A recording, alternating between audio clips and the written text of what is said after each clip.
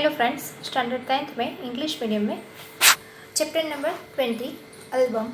Album एक ऐसी कहानी है जिसमें बहुत ही सुंदर तरीके से सुदर्शन जी ने अपना मार्मिक प्रसंग प्रस्तुत किया है, जिसमें आर्थिक स्थिति न होने के कारण इंसान को किस दौर से गुजरना पड़ता है और किन महंगी और किस अपनी यादें भरी चीज़ों को बेचना पड़ता है, या तो फिर कोई व्यक्ति आकर उसे किस तरह से हेल्प करता है। इसका बहुत ही सुंदर तरीके से इस चैप्टर में सुदर्शन जी द्वारा बताया गया है, और किस तरह से हम दूसरों की हेल्प कर सकें या तो फिर हेल्प करने का तरीका किस प्रकार खोजें ताकि जिसको हम हेल्प कर रहे हैं उसको एहसास भी ना हो। इस बात का सुंदर तरीके से प्रस्तुत किया गया है। इस कहानी के बारे द्वारा हम देखें कि किस प्रकार हम फ्यूचर में किसी और के काम आ सकते हैं।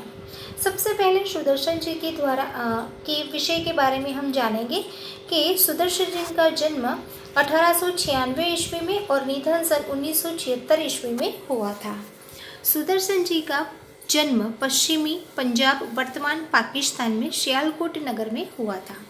इन्हें बचपन से ही कहानी लिखने का शौक था, क्योंकि बहुत सारे बच्चे अलग अलग प्रकार के शौक रखते हैं। शुरुआत के समय में देखा जाए तो मनोरंजन के साधन इतने सारे नहीं थे, इसलिए शायद पुस्तकें ही मनोरंजन मानी जाती थी। या तो किसी को अच्छा चित्र बनाने का शौक होता है, अच्छा पीक, या तो फिर अच्छी कहानी लिखते हैं, अच्छी कविता लिखते हैं। लेकिन आज के समय में देखा जाए तो बहुत सारे शौक बढ़ गए हैं, लेकिन सुदर्शन जी के शौक बचपन से ही कहानी लिखने के थे। इन्होंने प्रारंभ में उर्दू में लिखना शुरू किया था, बाद में हिंदी में लिखने लगे। इनकी पहली कहानी सरस्वती नामक पत्रिका में 1920 में छपी थी। हिंदी कहानी क्षेत्र में प्रेमचंद के बाद सुदर्शन जी का नाम लिया जाता है, क्योंकि प्रेमचंद तो बहुत ही फेमस व्यक्ति है। जो उनकी कहानियों को पढ़े, उनकी कहानियों को बार बार पढ़ने का मन हो जाए। ऐसा ही बहुत ही सुंदर दृश्य वो इस प्रकार लिखते हैं कि हमारे सामने ही वो घटना घटी है या तो फिर हमारे जीवन का कुछ हिस्सा है। वैसे ही सुदर्शन जी भी उनके बाद आते हैं। इन्होंने फिल्मों में के लिए कई भी कहानियाँ लिखी, जिन पर सफल फिल्मों का निर्माण हुआ है। सुदर्शन सुमन, पारस, पनघट इनके प्रसिद्ध कहानी संग्रह है। प्रस्तुत कहानी में पंडित शादीराम और लाला सदानंद के बीच जो आर्थिक व्यवहार हुआ, उसमें संबंधों को किस तरह बचाया गया, उसका मार्मिक वर्णन है। आजकल पैसों के कारण संबंधों में दरार पड़ जाती है, और ऐसे समय में मानव मूल्यों का जतन करने की प्रेरणा इस कहानी से मिलते हैं। जनरली हम संसार में या तो फिर बहुत सारी बातों को सुनते हैं कि पैसों का व्यवहार नहीं रखना चाहिए, क्योंकि पैसों के व्यवहार के कारण कभी कभी संबंध बिगड़ जाते हैं, और संबंध बिगड़ने पर हम शायद पैसे अपने दोस्तों के साथ या तो फिर किसी को हेल्प किए हुए मांग नहीं सकते। लेकिन यहाँ जो शादीराम और लाला सदानंद के बीच जो व्यवहार हुआ है, आर्थिक व्यवहार हुआ है, उसमें संबंधों को बचाया गया है, और उसका जरा भी शादीराम को, पंडित शादीराम को मालूम भी नहीं पड़ता है, और बहुत अच्छी तरह से संबंध भी निभाया जाता है, उसमें दरार भी नहीं पड़ती है, और इस प्रकार दोनों के संबंध अच्छे बने रहते हैं। और लाला सदानंद इस प्रकार मदद करता है कि शादीराम को उसकी जरा से भी आहट नहीं आती है। आओ देखें कहानी को।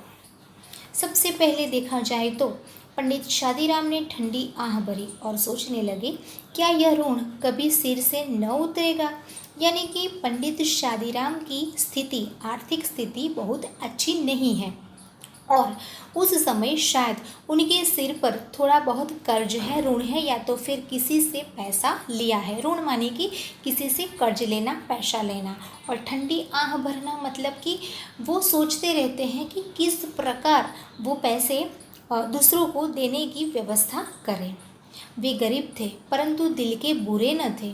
वे चाहते थे कि जिस तरह भी हो अपने यजमान लाला सदानंद का रुपया अदा कर दें। यानी कि लाला सदानंद के पास उन्होंने कर्ज लिया था और वो गरीब थे लेकिन दिल के बहुत अच्छे थे और उनके मन में सदा हमेशा यही विचार रहता था कि मैंने जो रुपया लाला सदानंद के पास से लिया है मैं किस प्रकार उनको वापस दूं। उनके लिए एक एक पैसा मोहर के बराबर था। मोहर माने कि उस समय सोने का जो सिक्का था उसको मोहर कहा जाता था और वो पैसा इकट्ठा इस प्रकार करते थे जैसे कि उनके पास वो सोने की मोहर हो। अपना पेट काट कर बचाते, मगर जब 4 पैसे जमा हो जाते तो कोई ना कोई खर्च निकल आता था जिससे सारा रुपया उड़ जाता। अर्थात पेट काट कर मतलब कि बहुत ही कर्कश युक्त जीवन जीते थे और जितनी ज़रूरत थी उससे कम पैसे का इस्तेमाल करते थे और एक एक पैसा जमा करके और इकट्ठा कर लिया था। लेकिन उनके जीवन में कुछ ऐसा था कि वो खर्च निकाल आता था और वो सारा रुपया कहीं ना कहीं खर्च हो जाता था। यानी कि उनके पास जो जमा राशि थी या तो फिर वो सेविंग थी वो रहती नहीं थी।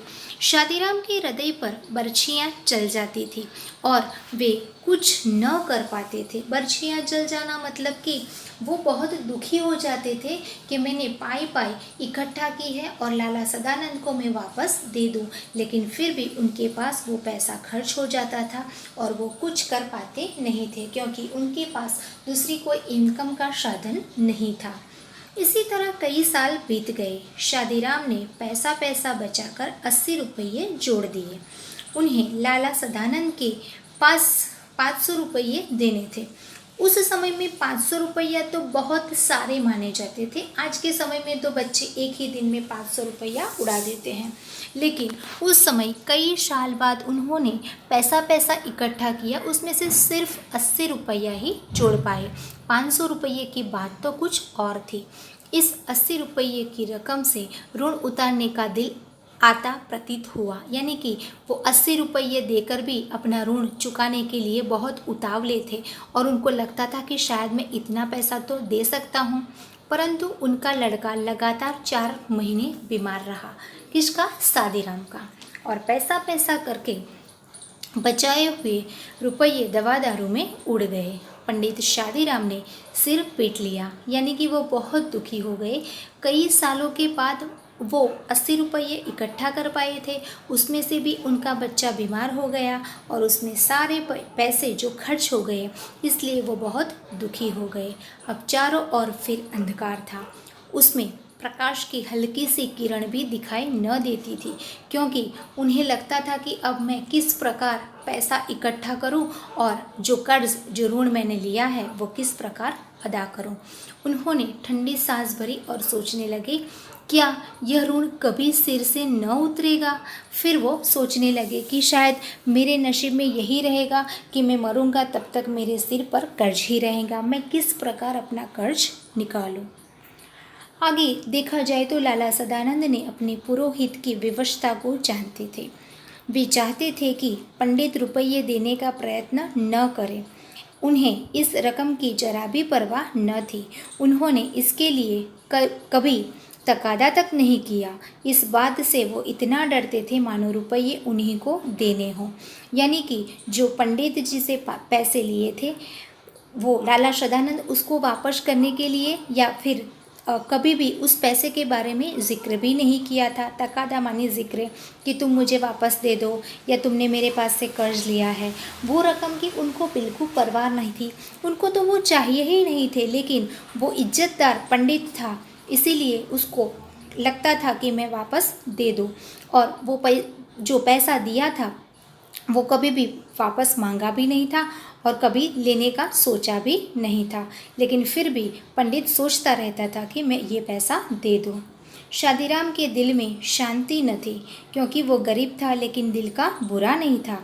वे सोचा करता था कि कैसे भले मानस है जो अपनी रकम के बारे में मुझसे बात तक नहीं करते, क्योंकि आज के ज़माने में देखा जाए तो ऐसे इंसान बहुत कम मिलते हैं जो पैसे देने के बाद उसको याद भी न करे। लेकिन यहाँ लाला सदानंद जो ऐसे भले मानस है जो उस रकम को कभी भी याद नहीं करते थे। खैर, ये कुछ नहीं कहते सो तो ठीक है, परंतु इसका तात्पर्य यह थोड़े ही दिन है कि मैं भी निश्चित हो जाऊं। मेरी तरफ इनका रुपया निकलता है, मुझे देना ही चाहिए। यानी कि अटल निर्णय था पंडित का कि मैं वो पैसा किस प्रकार वापस दे दूं। अगर वो न भी मांगे तो मैं निश्चिंत हूँ कि मैं कोई भी समय या तो फिर कोई भी तरीके से उस रुपये को इकट्ठा करूं और उसको देना चाहिए। ये सदा हमेशा शादीराम के मन में रट लगी रहती थी। उसने लाला सदानंद के सामने सिर उठाने का साहस न था। यदि लाला सदानंद ऐसी सज्जनता न दिखलाते और शादीराम से बार बार अपने पैसे मांगते, तब शायद उनके दिल को ऐसा कष्ट न होता। हम अत्याचार का सामना सिर उठाकर कर सकते हैं, परंतु भलमनसी के सामने आंखें नहीं उठती। यानी कि जो भी हमारे जीवन में अच्छा इंसान मिल जाता है तो वो बार बार हमारे साथ इतना अच्छा व्यवहार करता है, तो हम शायद उसके सामने गलत व्यवहार कभी भी नहीं कर सकते, उसके सामने सिर नहीं उठा सकते।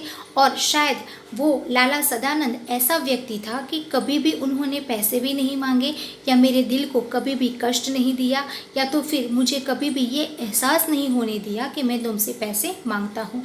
इसलिए शायद मैं ये अत्याचार का सामना नहीं कर सकता और उनके सामने सिर उठाकर बात भी नहीं कर सकता।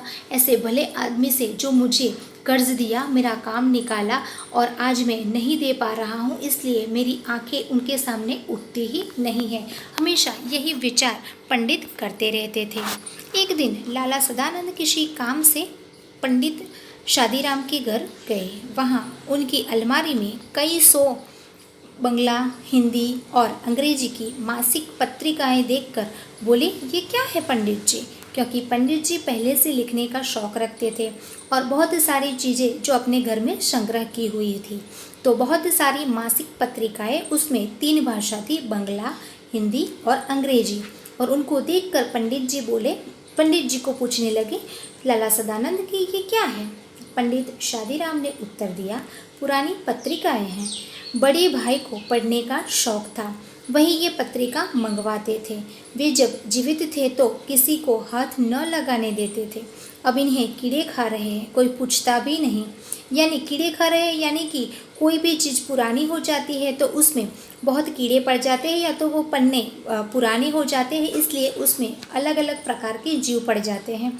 शायद उनके बड़े भाई होते तो उसको साफ सफा रखते और शायद इस्तेमाल करते, लेकिन आज घर में दूसरा कोई उसको छूता नहीं है। रद्दी में क्यों नहीं बेच देते? अर्थात कि उसको बेच दो, घर से निकाल दो। इनमें चित्र हैं। जब भी कभी बच्चे रोने लगते हैं तो एक आध निकाल कर दे देता हूँ।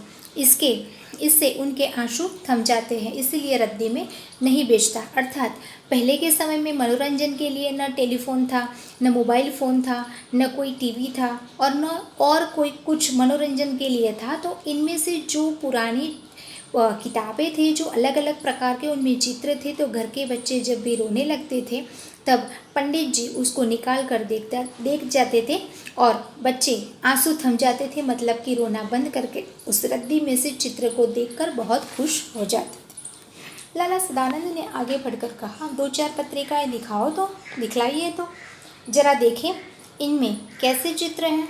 अर्थात लाला सदानंद का भी यही एक प्लान था कि उस चित्र किस प्रकार के हैं उसको मैं देखूं और उसकी मदद कर सकूं। पंडित शादीराम ने कुछ पत्रिकाएं दिखाई। हर एक पत्रिका में कई सुंदर और रंगीन चित्र थे। यानी बहुत बारीकी तरीके से लाला सदानंद ने देखा कि उस पत्रिकाओं में बहुत अच्छे, सुंदर और रंगीन चित्र है। लाला सदानंद कुछ देर तक उलट पुलट कर देखते रहे। सहसा उनके मन में एक विचार उठा। ये बोले, ये चित्रकला के बढ़िया नमूने हैं, यानी कि ये बहुत ही अच्छे चित्र हैं, उसको फेमस बनाया जा सकता है, या तो फिर बहुत अच्छे वो नमूने हैं, सैंपल है। अगर किसी शौकीन को पसंद आ जाए तो आप 1000-2000 रुपये बड़ी आसानी से कमा सकते हो। यानी कि जो भी चित्रकार होता है शायद ऐसे चित्रों को देख ले तो उसका वो संग्रह करता है या तो फिर वो उससे पैसे देकर खरीद सकता है। इसलिए लाला सदानंद ने पंडित को ये प्लान बताया कि ये अगर किसी शौकीन को पसंद आ जाए तो आपको 1000-2000 रुपया आसानी से कमा सकोगे और शायद आपको ये मदद मिल जाएगी। पंडित शादीराम ने एक ठंडी सांस भरकर कहा, ऐसे भाग्य होते तो ये धक्के न खाता फिरता। अर्थात पंडित को उस बात पर विश्वास नहीं आया कि शायद 1000-2000 उस ज़माने में तो बहुत बड़ी रकम थी। अगर ऐसी चीज़ों में से जो अगर मुझे पैसे मिल जाते तो मेरे जो नसीब है, मेरे जो भाग्य है, आज धक्के नहीं खाते। अर्थात लाला सदानंद बोले, एक काम करें। तो कहा पंडित जी ने, क्या? आज बैठकर जितनी अच्छी अच्छी तस्वीरें हैं सबको अलग छांट ले। यानी कि आज हम थोड़ी मेहनत कर ले कि उसमें से अच्छे अच्छे जो पिक है, अच्छे अच्छे जो चित्र है उसको अलग अलग हम रख लें। बहुत अच्छा, जब यह कह कर चुके तो मुझे कहलवा दें। यानी कि आप ऐसे अच्छे अच्छे चित्र अलग से रख दें तब मुझे कहलवाना। आप क्या करेंगे? पंडित ने प्रश्न पूछा।